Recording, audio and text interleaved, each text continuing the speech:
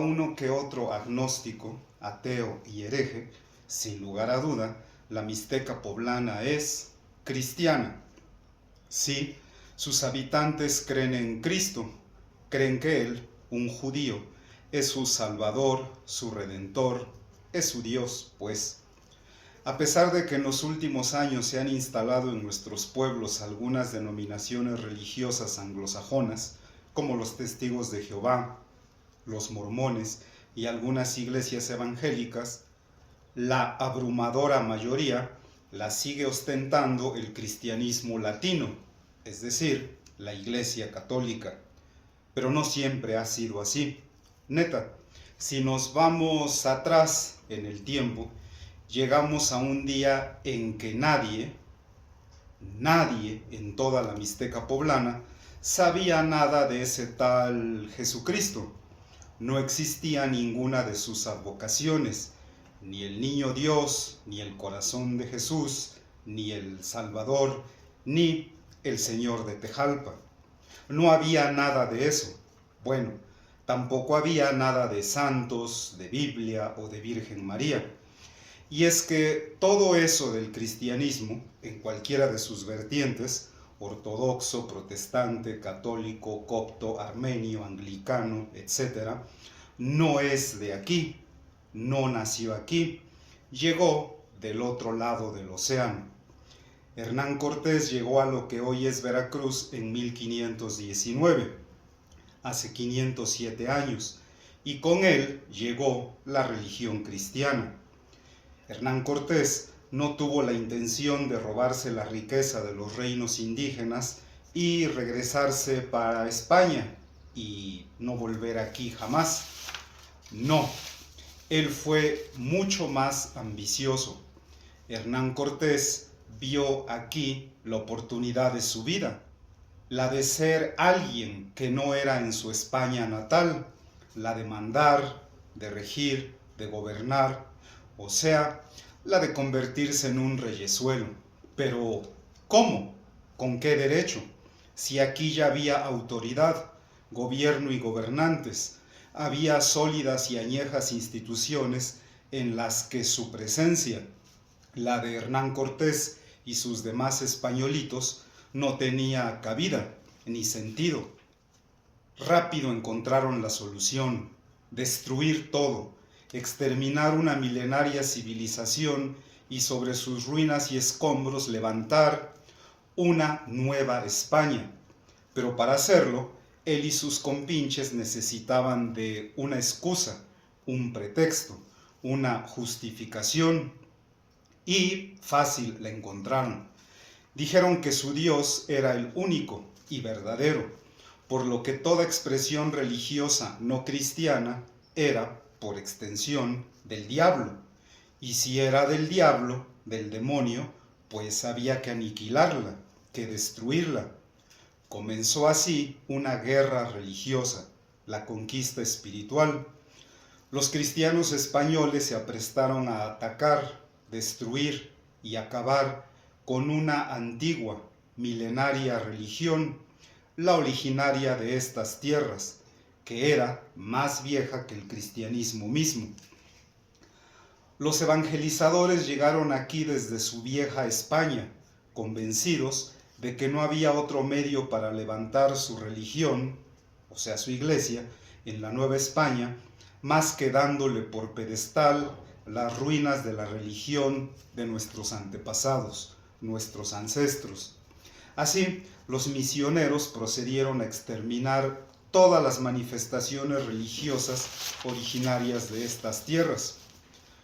Muchos indígenas, quienes seguían fieles a sus dioses ancestrales, fueron brutalmente castigados por el primitivo tribunal de la Inquisición. El más famoso ocurrió en el Anáhuac, la región de los lagos, en el altiplano central. Carlos Ometochtzin, hijo de Nezahualpilli y nieto del célebre Nezahualcóyotl, fue acusado de idolatría, a pesar de haber sido educado por los frailes franciscanos y heredado el señorío de Texcoco.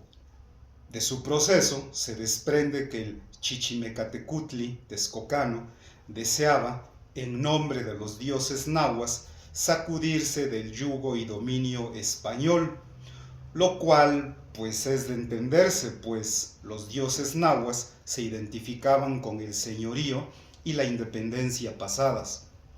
En definitiva, don Carlos Ometeotsin fue considerado un serio peligro para el poder temporal como para el espiritual, que además en ese entonces estaban unidos. El propio obispo, Fray Juan de Zumárraga, quien fungía como inquisidor apostólico, lo relajó al brazo secular en 1539, y el rebelde Chichimecatecutli acabó sus días en la hoguera, quemado vivo, en una plaza pública, pues su muerte habría de servir de ejemplo a quienes desearan seguirle, es decir, a quienes se negaran a dejar su antigua religión y aceptar el cristianismo. Así, en ese contexto es que llegó la palabra de Cristo a nuestra región. Esta región, en 1524 llegó a establecerse a Tepeaca, sí, aquí cerquita, donde la plaza, los jueves y viernes, llegó a establecerse Fray Tomás de Rivas. Este fraile castigó ejemplarmente a varios hombres principales del reino de Cuautinchan, ahí cerca de Tecali, ni más ni menos que el Tlactoani de Cuautinchan, el señor Huilacapitzin, fue ahorcado.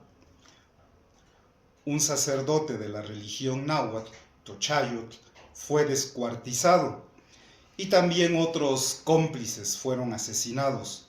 El motivo, pues por realizar rituales de la religión náhuatl en los cerros cercanos al pueblo. Además, la gente del pueblo que asistió a dichos rituales fue mandada a azotar. La ejecución de los castigos se llevó a cabo en el mercado de Temilco, ahí merito en Tepeaca, en presencia de los habitantes de las poblaciones aledañas, a quienes se les obligó a asistir y a quienes este auto de fe debía servir de escarmiento y amenaza para que aceptaran a Cristo. Fue así, por medio de la coerción o de la persuasión, que los indígenas, los habitantes originarios, fueron aceptando la religión extranjera, la de los invasores, el cristianismo. Las noticias de lo que hacían los españoles, como por ejemplo la masacre de Cholula, unas 5,000 personas asesinadas en apenas un par de horas, la destrucción total de México Tenochtitlan, los castigos a quienes se negaban a aceptar la nueva religión cristiana, llegaban a todos lados, pasaban de boca en boca, de pueblo en pueblo. Por eso, cuando llegaban a establecerse los cristianos en otras regiones, nadie o casi nadie se atrevía a oponerles resistencia. Mediando el siglo XVI llegó a Santa Clara Huitziltepec la primera misión evangelizadora. Levantaron una ermita, ahí merito, donde ahorita se levanta la parroquia de Santa Clara de Asís. Luego vino una segunda ola, ya finalizando el mismo siglo.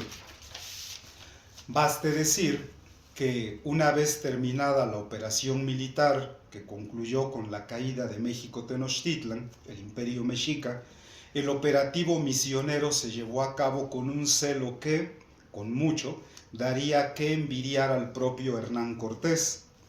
La conquista militar se llevó a cabo mediante la espada. La conquista espiritual se llevó a cabo mediante la cruz.